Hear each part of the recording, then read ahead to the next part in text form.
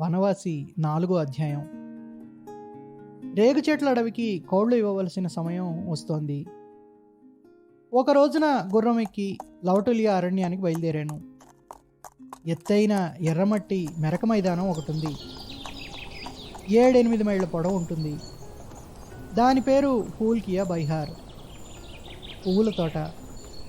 అనేక రకాల చెట్లు, చేమలు, పొదలు, దుబ్బులు దాని నిండా అలుముకొని ఉన్నాయి. అడుగడుగున అక్కడ అడవి ఎంత దట్టంగా ఉంటుందంటే గుర్రానికి కొమ్మలు రెమ్మలు రాచుకుంటూ పోవాల్సిందే. ఈ పువ్వుల తోట మెరక దిగి సమతల ప్రదేశంతో కలిసే చోట చానన్ అనే సెలయేరు ఒకటి రాళ్ల గుట్టల మీదుగా ప్రవహిస్తూ ఉంటుంది. వర్షాకాలంలో అక్కడ నీళ్లు చాలా లోతు. శీతాకాలంలో అంత నీరుండదు. లవటులియా రావడం ఇదే మొదటి పర్యాయం. బొత్తిగా చిన్నదైన పూరి గుడిసె ఒకటి ఉంటుంది. లోపటి నేల బయటికి నేలమట్టంతో సమానంగా ఉంటుంది. ఓడలు కూడా ఎండిన రెలుగడ్డి, అడవి ఆకులతో కట్టినవి. చీకటి పడే వేళ్లకు కొద్ది ముందుగా అక్కడికి చేరుకున్నాను. అక్కడ ఉన్నంత చలి మా కచేరీ దగ్గర లేదు. ఇంకా పూర్తిగా రాత్రి కానేలేదు, ఒళ్ళు బిగుసుకుపోవడం మొదలుపెట్టింది. సిపాయిలు కొమ్మలు రెమ్మలు తెచ్చి మంట వేశారు. ఆ మంట పక్కనే క్యాంప్ కుర్చీలో కూర్చున్నాను. మిగిలిన వాళ్ళందరూ మంట చుట్టూ కూర్చున్నారు. ఎక్కడి నుంచో 5 సేర్ల బరువు గల ఒక రొయ్యి చేపని పట్వారీ తెచ్చాడు. ఇప్పుడు ఒక సమస్య వచ్చింది. వంట ఎవరు చేస్తారు? నా వెంట వంటవాడిని తీసుకురాలేదు. నాకు వంట చేయడం చేత కాదు. నా దర్శనం చేసుకోవాలని 7-8 లవటోలియాలో వేచున్నారు. వారిలో కంటూ మిశ్రా అనే మైథిలీ బ్రాహ్మణునికి వంట పనిని పట్వారీ అప్పగించాడు. పట్వారీని అడిగాను, ఈ జనం అందరూ ఇజారా వేలంపాడాలనే వచ్చారా? పట్వారీ చెప్పాడు, కాదు బాబు, ఇండేస్తో వచ్చారు వాళ్ళు. తమరు వస్తారని తెలిసి 2 రోజుల నుంచి కచేరీకి వచ్చి కనిపెట్టుకుని కూర్చున్నారు. ఈ దేశం మనుషులకి ఇది అలవాటేనండి. ఇంకా రేపు చాలామంది వస్తారనుకుంటాను. ఇటువంటి మాట ఎన్నడూ వినలేదు.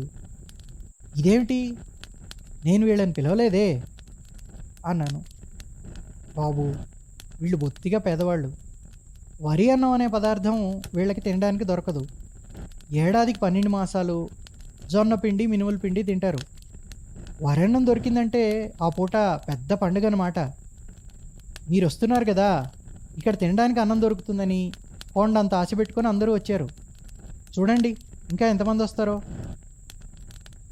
వీళ్లతో పోల్చినట్లయితే బెంగాలీ వాళ్ళు కూడా నయమేననిపించింది.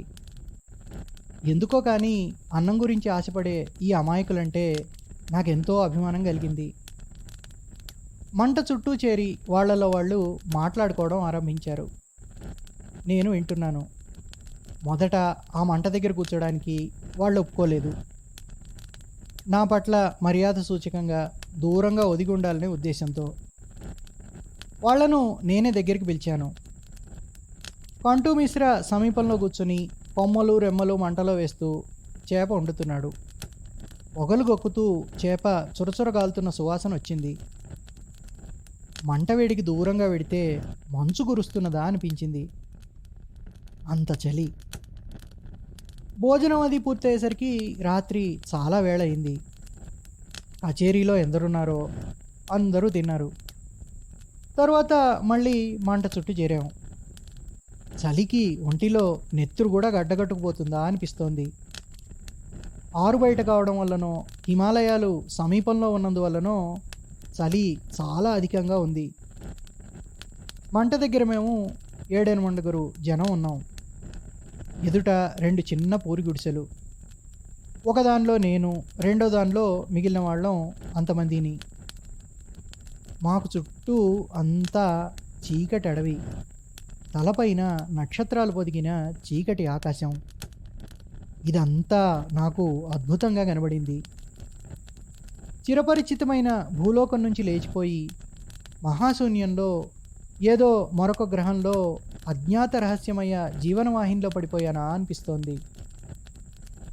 ఈ జనంలో 30-32 ఏళ్ల వ్యక్తి ఒకడు నన్ను బాగా ఆకర్షించాడు. అతని పేరు గనోరీ తివారీ. శ్యామవర్ణ శరీర ఛాయ, వెడల్పు సన్నము గాని ముఖం, పెద్ద జుట్టు, నుదిటిపై ఒట్టుమచ్చ. ఇంత చల్లో కూడా ఒంటిపైన దళసరి దుప్పటి తప్ప మరేదీ లేదు. ఈ దేశంలో తీరు ప్రకారం అయితే ఒక బనీన్ దొడిగి ఉండవలసింది. చివరకు అది కూడా లేదు అతని ఒంటిపైన. చాలాసేపటి నుంచి నేను గమనిస్తున్నాను. అతడు అందరి వైపు ఏదో సంకోచ భావంతో చూస్తున్నాడు. ఎవరేది చెప్పినా ప్రతివాదం చెప్పడు. అలాగని మితంగా మాట్లాడుతున్నాడా అంటే అది లేదు.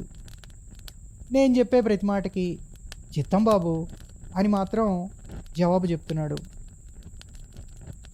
ఈ దేశంలో మనుషులు మర్యాదస్తులతో కానీ ఉన్నత స్థితిలో ఉన్నవారితో కానీ మాట్లాడేటప్పుడు మెల్లగా తలాడించి చిత్తం అని నమ్రభావంతో జవాబిస్తుంటారు. ఎక్కడుంటున్నావు తివారీజీ అని అడిగాను. అతడినే సూటిగా ఇలా ప్రశ్నించి గౌరవిస్తానని అతడు బొత్తిగా అనుకోలేదు. తత్తరపాటుతో భీమ్దాస్ టోలాలోనండి అని జవాబిచ్చాడు. తరువాత అతడు తన జీవిత గాథ వివరించి చెప్పాడు. వరుస క్రమంలో కాదు, నేను అడిగిన ప్రశ్నలకి జవాబులు ఇస్తూ ముక్క మీద ముక్కగా చెప్పాడు. గనోరీ తివారీకి 12 ఏళ్ల వయసులోనే తండ్రి చనిపోయాడు. ముసలి మేనత్త ఒక ఆమె పెంచి పెద్ద చేసింది. తండ్రి చనిపోయిన 5 ఏళ్లలో ఆ ముసలి మేనత్త కూడా మరణించడంతో గనోరీ ప్రపంచంలో భాగ్యాన్వేషణకు బయలుదేరాడు. కానీ అతని ప్రపంచం అంతా తూర్పున పూర్నియా నగరం, పడమట భాగల్పూర్ జిల్లా సరిహద్దు, దక్షిణాన ఈ పూలతోట, ఉత్తరాన కుసీ నది, ఈ హద్దుల్లోనే పరిమితమైపోయింది. ఈ హద్దుల్లోపలే అతడు ఊరూరు తిరిగి గృహస్థుల ఇళ్లల్లో పూజలు చేయించడం, పల్లెబడిలో ఉపాధ్యాయుడిగా పనిచేయటం, మినుముల పిండి బొబ్బర్ల పిండి సంపాదించుకొని రొట్టె కాల్చుకొని తినడం, ఈ విధంగా కాలక్షేపం చేస్తున్నాడు. ఇప్పుడు 2 మాసాలుగా నౌకరీ లేదు. కొండ కింద పల్లెలో పాఠశాల ఎత్తివేశారు. పూలతోటలోని 4000 ఎకరాల అడవిలోనూ ఒక్క గ్రామం కూడా లేదు. ఇక్కడ పశువుల కాపర్లు పశువులు మేపుకోవడానికి గుంపులుగా వస్తారు. వాళ్ళ పశువుల కొట్టాల చుట్టూ తిరుగుతూ తివారీ భిక్ష చేసుకుంటున్నాడు. ఇవాళ నేను వస్తున్న కబురు విని చాలామందితో కలిసి వచ్చాడు. ఎందుకు వచ్చాడు అనేది ఇంకా చిత్రమైన విషయం. ఇక్కడికి ఇంతమంది వచ్చారు ఎందుకు తివారీజీ అడిగాను. అందరూ అన్నారండి, పూలతోట కచేరీకి మేనేజర్ గారు వచ్చారని, ఇక్కడికి వస్తే తినడానికి అన్నం దొరుకుతుందని. అందుకని వచ్చారండి.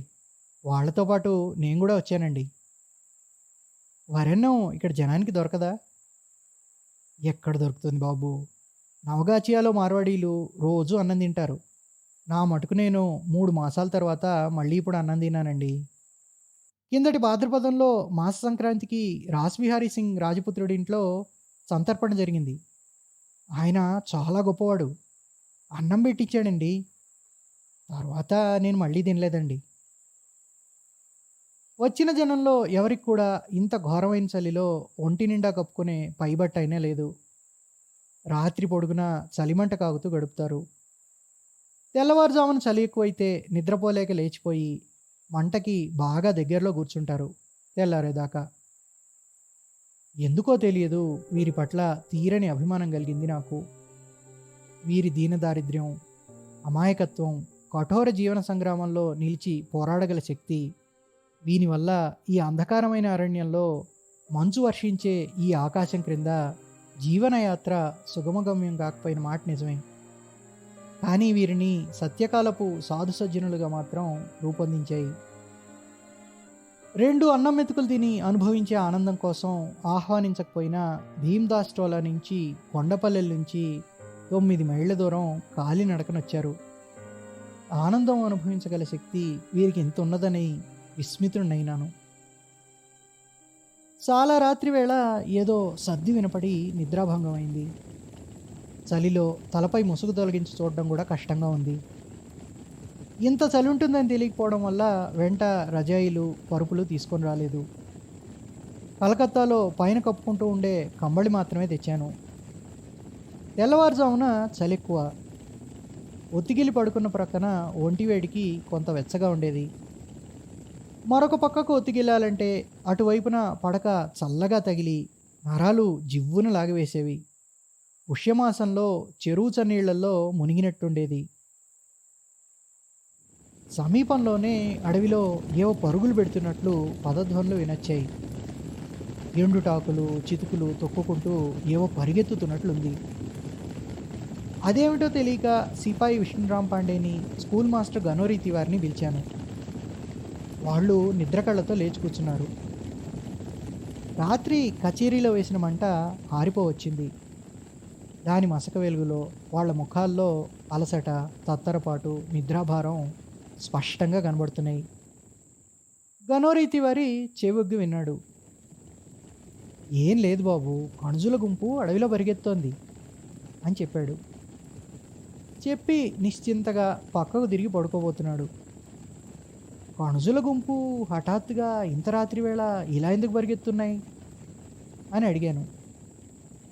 విష్ణురాం పాండే భయం ఏమీ లేదని చెప్తున్న ధోరణిలో, ఏముందండి, ఏ జంతువు జరుగుతూ ఉండాలి, మరేముంటుందండి అన్నాడు. ఏం జంతువు? ఇంకేం జంతువు ఉంటుంది బాబు, అడవి జంతువే, ఏ పెద్ద పులో ఎలుగుబంటో. గదిలో కొమ్మలతో కట్టిన ఓటి తడికి మీద నా దృష్టి పడింది. మామూలు కుక్క కూడా ఒక్కసారి గెంటితే ఆ తడిక పడిపోయేలా ఉంది. ఇటువంటి స్థితిలో ఇంటి ముందు అపరాత్రి వేళ పెద్ద పులో ఎలుగుగొడ్డో కణుజుల గుంపును తరుగుతోంది. ఇది విన్న మీదట నాకు మరి భయం తీరనే లేదు. తరువాత కొద్దిసేపటికి తెల్లవారిపోయింది.